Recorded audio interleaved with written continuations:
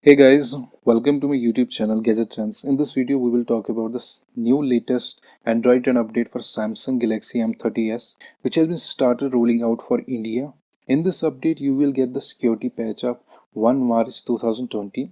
The size of this update is 1420 MB, and in this update, several improvements and optimization has been done, and several other new features has been added in this Android 10 update for Samsung Galaxy M30. The dark mode has been improved in this update, and now you can enjoy the new app icons and system colors in this update. A new navigation gesture feature has been added for the full screen. One-headed mode, accessibility, device care, and digital well-being has been improved.